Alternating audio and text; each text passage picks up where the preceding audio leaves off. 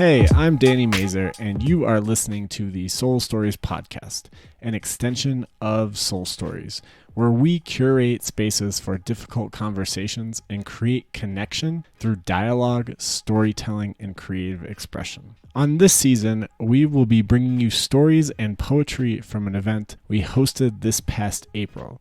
It was called Unpacked, a creative dialogue on consent. Hello, my name is Hannah Skews, a member of Soul Stories. Danny and I created this event in April called Unpacked, a creative dialogue on consent.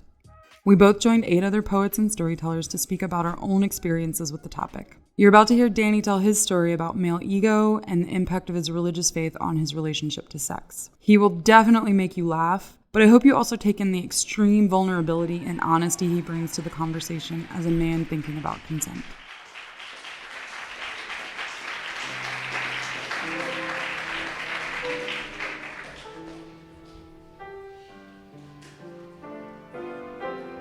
Hi, everyone. All right, I think I'm there. All right, before I start, by raise of hands, who has prayed before? Okay.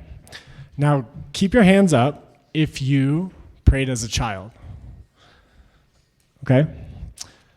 Can some brave souls shout out a few things you prayed for as a child? Barbie Dreamhouse. Cookies. Buying your keys or finding? Find my keys. Boyfriend? Nice. Love? What was that? Pizza for dinner. I'm still praying for that. Yeah. What was that? Radio Shack Armatron. I think that's a great way to transition. All right, so for me as a boy, following Catholic dogma on what it means to be, so as a kid, I prayed to be a good person.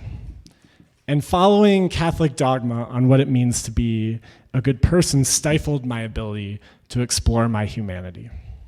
Here's what I mean. I'm in 8th grade, and my Catholic school replaces sex education with abstinence-only education. This program is called Operation Keepsake. I will let those words sink in for one more moment.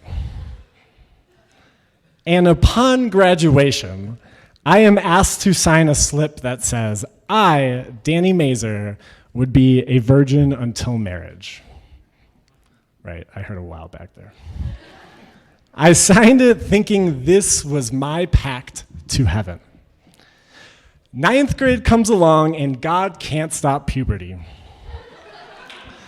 I'm terribly horny and form a strong relationship with porn. I begin dating a 10th grader, not sure how to approach it. I remember hearing guidelines made for a man: be smooth, be confident, make a move. You don't ask, you just do. We're at the movies. I put my arm around her and slowly touch her side boob. My mid-pubescent body and nervous system are on fire. Holy fucking shit. Same year, Melanie and I are on the way home after a football game. We start making out and go into the woods. She asks me what I want. I ask her if she'll give me head. I'm terrified. In all my masturbation practice, I never actually came. 11th grade. At this point, I've had a fair amount of sexual experiences, but never sex.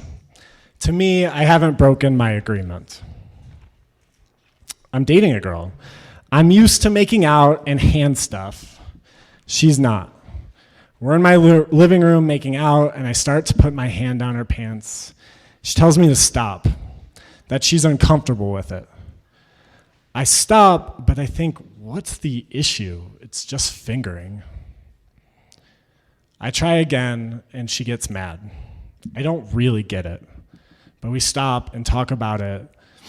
Later, I drive her home.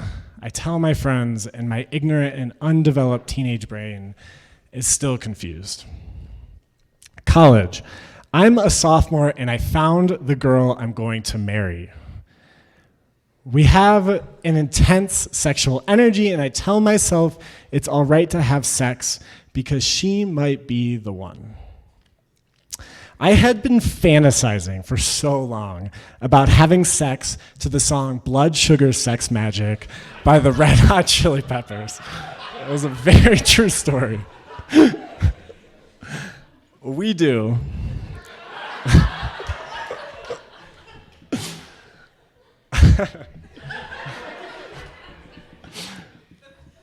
I break down crying. I'm going to hell.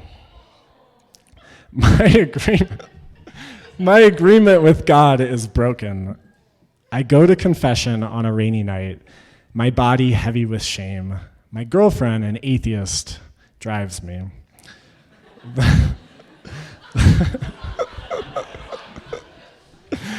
The priest is more understanding than I assumed. My sin is absolved, but my head is spinning. My girlfriend and I break up. Within 2 weeks, I have a panic attack. Anxiety and depression become my reality for the first time. Shortly after, I leave the church. I barely believe in a God at this point. But that doesn't change my perspective on sex. I'm scared to have it, scared to ask for it. When interactions get close, I feel this twisting shame and guilt that paralyzes me. And when I do have sex, coming does not feel like coming. It feels like being a bad person. I'm 25, and I decide I need therapy.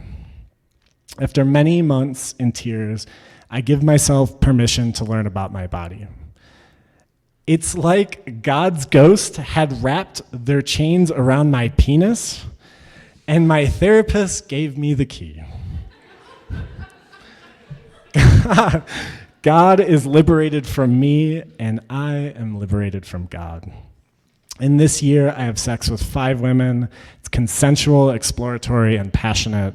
I have condomless sex, and after finishing, I say, I think I just touched God.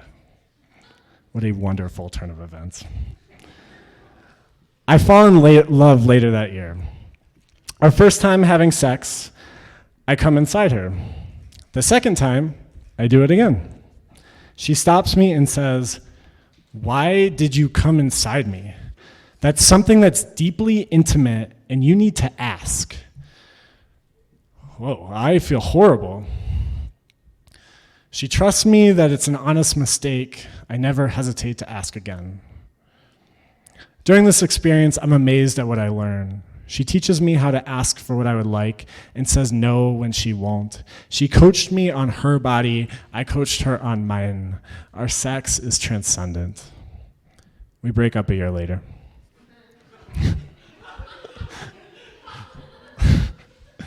The Kavanaugh hearings come up. My male ego starts to rattle my brain with questions. Had I ever crossed a line, and will it ever come to bite me in the ass? Then I remember once I had come home drunk and asked my college girlfriend to have sex. She agrees, and I add, "Can we do it to porn?" She's in. We start. 30 seconds later, I black out. In the morning, she says, "You were scary last night." My hungover body is beating with anxiety.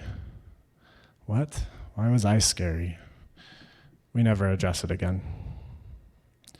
See, I haven't talked to her since we broke up 6 years ago. I find I need to contact her, so I reach out. What did I do that night that was so scary?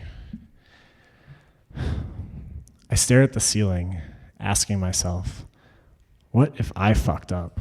What if I am part of the problem? What do I do? Do I tell my friends? Do I tell people? I get 2 hours of sleep. The next day, she says we can talk. I ask her if she remembers the night. She says, "Actually, I do, and it's not what you think." I said you were scary because your eyes were detached. It looked like you were gone, but you didn't do anything out of line or hurt me anyway. I breathe a sigh of relief. Thank fucking God.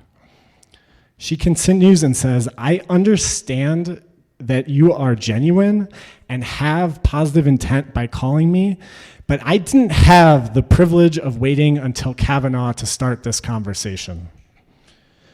She tells me that she had been assaulted in the Peace Corps, and the Peace Corps had discharged her early, claiming she was mentally unfit to serve. I think about the emotion behind her words. She was agitated and angry, and me, well, I got lost in self-protection, failing to consider the weight of my words. As a man, I think it's easy for me to avoid this conversation. I have never felt afraid of being sexually assaulted. My body is allowed to take up space. I'm often rewarded for taking up more space than I even deserve or need. And I think that's why I'm here tonight, to consider the ways I'm complicit in this fucked up culture, where God is more concerned with when and how you come than victims of assault. How we design these moral systems to both expose and oppress the body, then take these systems as divine truth. I feel myself unraveling. Slowly massaging Jesus' firm grip off my penis.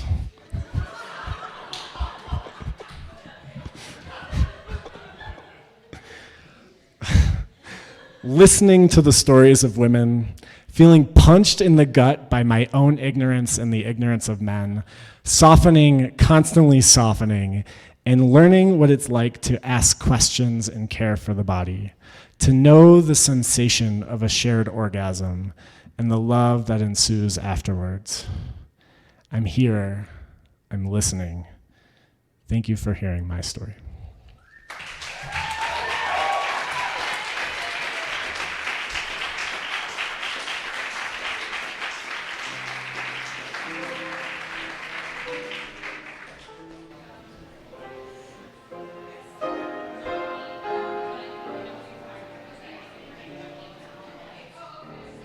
Hey, it's Hannah again, thanking you for your time and energy while listening to stories from Unpacked, a creative dialogue on consent on the Soul Stories podcast. I also once again and always want to thank the poets and storytellers for their vulnerability and honesty. One of the main goals of Unpacked was to offer up these narratives as a starting point for talking about consent. And I'd love to hear from you about how they impacted you. We would also be very grateful if you subscribe and leave a review on iTunes or wherever you listen to podcasts like this one, and share this episode with the people you care about. Also, follow us on Instagram at Soul Stories Denver and find us on Facebook. We at Soul Stories are so incredibly lucky to be a part of this community. Thanks for listening and being a part of it.